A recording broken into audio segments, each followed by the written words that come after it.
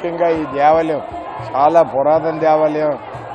మొట్టమొదటిసారి శ్రీకాకుళం జిల్లాలో శాతగిరిలో trust board అనేది గౌరవ ఎమ్మెల్యే గుండు శంకర్ గారు, పార్లమెంట్ సభ్యులు కేంద్ర మంత్రివర్యులు రామ్మోహన్ నాయుడు గారు, అలాగే రాష్ట్ర మంత్రివర్యులు అచ్చెన్నాయుడు గారు ఒక ట్రస్ట్ బోర్డు ఏర్పాటు చేశారు.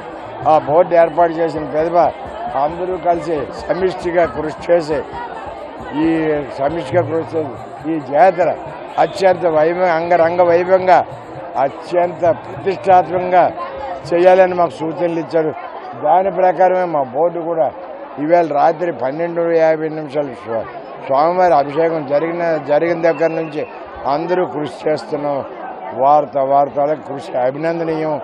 ముఖ్యంగా ఏంటంటే నాకు దేవాలయం సన్నిధిలో ఉన్న చక్కనైన బోర్డు ఇచ్చారు.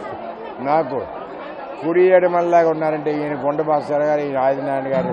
నాకు ఇప్పుడు పడిపోతానంటే పట్టుకునే స్థాయిలో వాళ్ళు అంటే నాకు అంత శక్తిని ఇస్తున్నారు. అది నేను గుర్తించకపోతే దీనికి ప్రత్యేకంగా ఎమ్మెల్యే గారికి వాళ్ళకి కృతజ్ఞతలు మీ ద్వారా తెలియజేస్తాను. ముఖ్యంగా మా ఆలోచన ఏంటంటే ప్రత్యేకంగా స్థానిక ఎమ్మెల్యే గారికి, మన గౌరవ కేంద్ర మంత్రివర్యులు రామ్మోహన్ నాయుడు గారికి ఎందుకంటే మేము ప్రశంసిస్తున్నాం.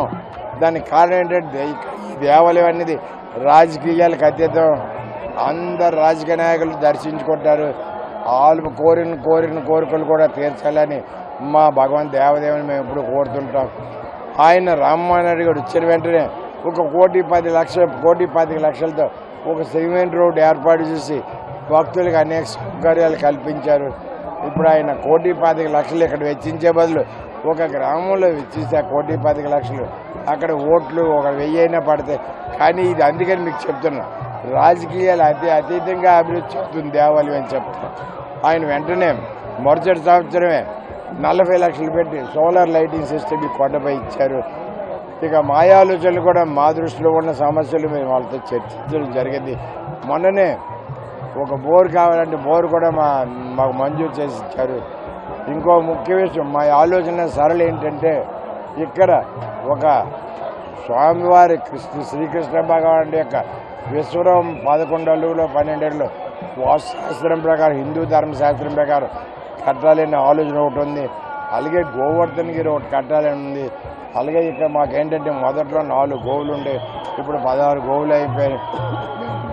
మరో గోశాల ఒకటి కట్టాలని ఉంది.